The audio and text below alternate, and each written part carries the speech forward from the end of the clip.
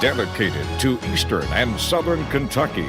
This is WYMT Mountain News This Morning.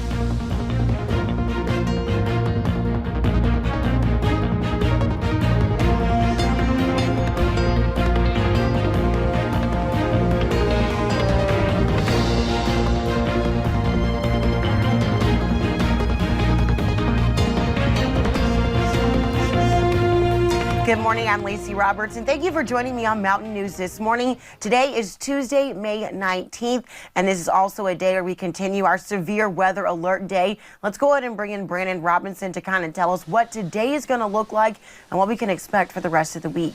Brandon?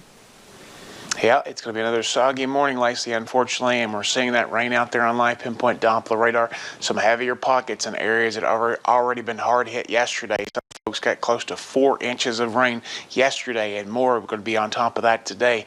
And you see some of those areas like the I-75 and I-64 corridor getting hit again hard this morning. Let's take a look at live pinpoint Doppler radar full, and you'll see some of the heavier bands of rain indicated there by those yellows and oranges across the region, even some reds up toward Lexington there. And again, just a lot of activity going on across the region right now this morning. We'll take a look at our temperature situation and our fog situation this morning, and you'll see there visibility pretty low as you head out the door. 2 miles of visibility in London and Williamsburg, and then 7 up toward Lexington, Richmond, Moorhead. So again, just be careful out there this morning.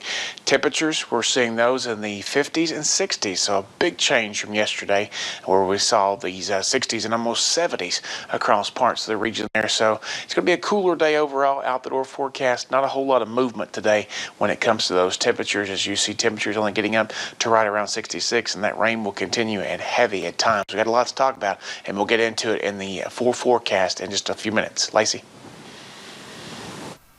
Thank you, Brandon. Governor Andy Beshear gave 2 days worth of updates last night. Sunday saw a total of 122 new cases and 3 new deaths. Yesterday, the Commonwealth saw 138 new cases and 9 new deaths.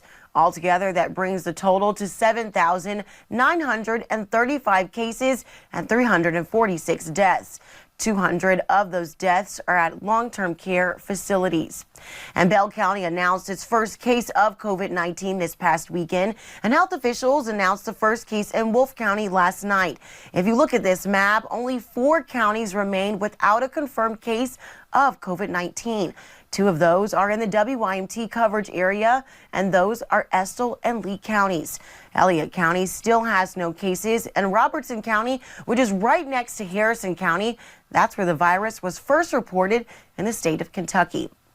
And child health experts say that an increase in fear, anxiety, and behavioral problems come as children's routines have completely changed.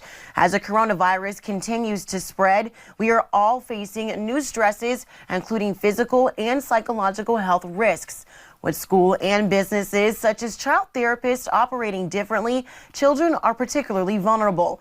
Child trauma therapist Hillary Baker says using telehealth can help children find an outlet. As a trauma therapist, our main concern is children being home and they're not around the mandated reporters as much. So being around teachers, maybe they're not keeping consistent doctor's appointments or school personnel.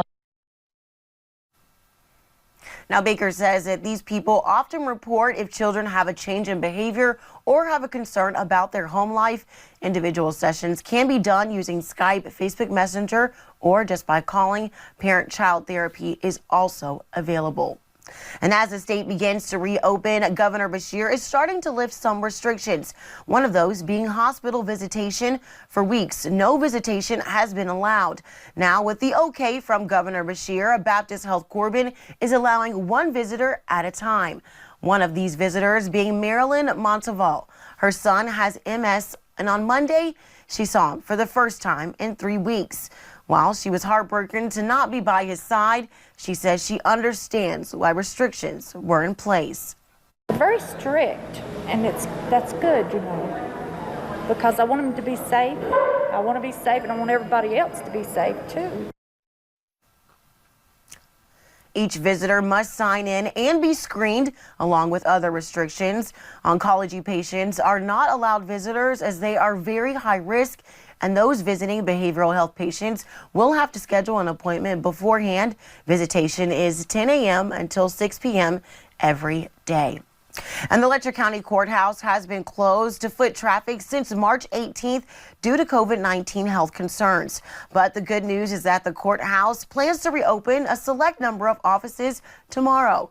The County Judge Executive's Office says Sanitation Billing Office, the County Court Clerk, and PVA Office will be the first offices to reopen. Judge Executive Terry Adams says that they have plans in place to help keep community members and courthouse staff safe. We have to be sure the staff is safe, provide masks, check the temperature of the staff, and provide social distancing in the hallways. We've got a table set up at the front doors. We got hand sanitizer and disinfectant wipes there, and we're going to clean the door handles and things coming into the courthouse on a regular basis. Offices such as the Circuit Court Clerk, Circuit and Judge's Office, and the Driver's License Office will not open tomorrow. Those will open up on June 1st. And a new regulation should make it easier for Kentuckians to have legal documents notarized. Secretary of State Michael Adams issued the new rules on Monday. Usually notaries have to be in person, but with social distancing guidelines, that's hard to do. Now notarization can be done with video conferencing, email, photo messaging, or other technology. The Secretary of State's office says that this regulation will be permanent and remain available going forward. Well, thank you for getting your day started with us here on Mountain News this morning. Coming up, one Kentucky woman living with cancer says one effect of this pandemic is actually making her life a little bit easier. And the rain continues to fall across the morning. We could see a lot more of it as we head through some areas today. Let's take a look at it in about 3 minutes.